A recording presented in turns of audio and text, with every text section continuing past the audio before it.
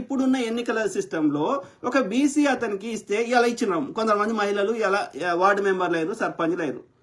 ఎందుకు సంతకం పెట్టుడు తప్ప ఏమైనా పనికి వస్తుందా? వాళ్ళ ఆయన చూసుకుంటాడు, లేకపోతే ఆ ఊర్లో ఉండేటువంటి అగ్రకులమైన చూసుకుంటాడు, రెడ్డియో వెళ్ళమనో ఇంకో ఆయన చూసుకుంటాడు. అంతే తప్ప ఆమె సంతకం పెట్టుడు తప్ప ఆమె ఉన్నదా ఇన్ఫ్లుయెన్స్? ఆమె సొంతంగా నిర్ణయం చేసే పొజిషన్లో ఉందా?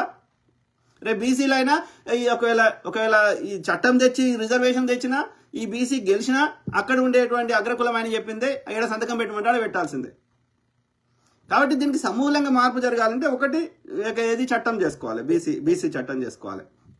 రెండోది జనరల్ కేటగిరీలో కూడా బీసీలకు ఇవ్వాలంటే ఒక బీర్ల ఐలన్న లెక్క, ఒక కొండా సురేఖమ్మ లెక్క, ఒక నవీన్ యాదవ్ లెక్క అంగబలం అర్ధబలం అన్ని రకాలుగా చదువు అన్ని రకాలుగా స్ట్రాంగ్ ఉండి సోకాళ్ళ అగ్రకులాలతో ధీటుగా ఒక వివేక్ వెంకటస్వామి లాగా కొట్లాడే శక్తి సంపాదించుకుంటే అప్పుడు తప్పకుండా ఇస్తారు. గెలిచే అవకాశం ఉంటే ఎందుకు ఇయ్యరా? మున్సిపల్ ఎన్నికలలో అందరికి బీసీలకు టికెట్లు ఇస్తే పాపం కాంగ్రెస్ లాయలిస్ట్ ఉన్నారని ఇస్తే పాపం రేవంత్ రెడ్డి గారు ఒక 10 రోజుల ముందు 10 లక్షలు అందరికి ఇచ్చి మళ్ళీ ఎన్నికలు రేపనగా మళ్ళీ 10 లక్షలు అడిగితే ఈ అడికెళ్ళి తెచ్చిస్తాడు. తీసుకోవడానికి 10 లక్షలు ఇచ్చడానికి అందరికి యాడ్ చేస్తే అందరు ఓడిపోయారు.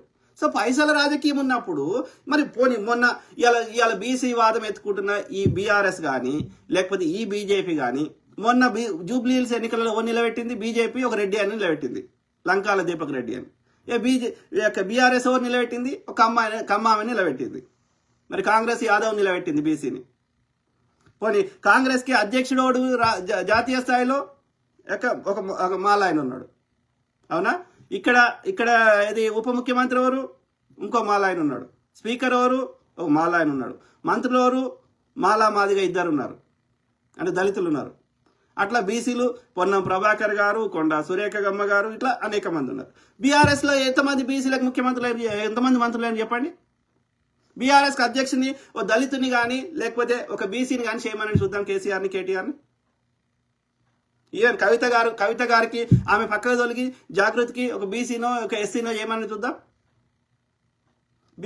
ఆర్ఎస్ అధ్యక్షుని ఒక దళితుని లేక ఒక బంగారు లక్ష్మణ్ ఒక ఆయన బీజేపీకి ముఖ్యమంత్రి అధ్యక్షుడు అయితే ఏం చేసిర్రు?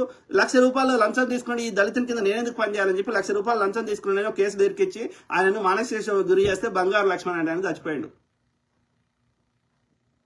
వాళ్ళ యొక్క అధికారిక ఏది రిప్రజెంటేటివే మేము మాది ఆర్య బ్రాహ్మణుల పార్టీని వాళ్ళే చెప్పుకుంటున్నారు. వాస్తవం కూడా మీరు చూడండి, ప్రమోద్ మహాజన్, సుష్మా స్వరాజ్, స్మృతి ఇరానీ అందరూ.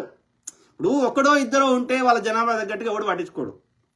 మొత్తం ఉన్న 1-2% మొత్తం ఇప్పుడు బీజేపీలో కానీ ఆర్ఎస్లో కానీ ఎనీ డెసిషన్ మేకింగ్ ఎవడు ఉంటాడు చెప్పు. రోడ్ల మీదకి వచ్చి జంబికత్తులు పట్టుకునే పోరగాన్లేమో బీసీలు ఉంటారు తప్ప పైన ఉండేటోళ్ళు అంతా ఎవరు ఉంటారు? అంత బ్రాహ్మణులే ఉంటారు. అరే నీ సంస్థాగతంగా నీ పార్టీ పరంగా చేస్తలేవు, ప్రభుత్వ పరంగా చేస్తలేవు. నీ బీఆర్ఎస్ 10 ఏళ్ల నుంచి చేయలేదు, పార్టీ పరంగా ఇప్పుడు చేస్తలేదు. కానీ సోషల్ జస్టిస్ చేస్తూ జనాభా లెక్కలు చేస్తూ ఎంత వీలైతే అంత చేసే ప్రయత్నం చేస్తే పొద్దుగా లేస్తే ఈ దొంగ నా కొడుకులు కాంగ్రెస్ను విమర్శిస్తారు. నేను కాంగ్రెస్ పర్ఫెక్ట్ అని చెప్తలేను, వాళ్ళ లోపల కూడా కొన్ని లోపాలు ఉండొచ్చు. ఎందుకంటే ఏడికెళ్ళి వస్తారా? ఈ పార్టీలో ఉన్నాడు, ఆ పార్టీలో పోతాడు, ఆ పార్టీలో ఉన్నాడు, ఈ పార్టీలోకి వచ్చినప్పుడు మన వ్యవస్థ సమాజంలో అందరూ ఒక సిస్టంలో ఉన్నప్పుడు మార్పు ఇట్లా ఒక పార్టీ మాత్రమే పవిత్రంగా ఉండి మిగతా అంత మంచిగా ఇట్లా ఉండదు. అట్లా సమాజంలో ఎట్లున్నారో ఆ జనాభా ఇప్పుడు కరప్షన్ పోవాలి. తీసుకునే ఓటర్ నుంచి కింద నుంచి పై స్థాయికి యాంటీ కరప్షన్ బ్యూరో ఆఫీసరే కరప్షన్ చేస్తే ఎవరికి చెప్తాం? Police officer, traffic constable, sir ఎట్లా మారుస్తాం?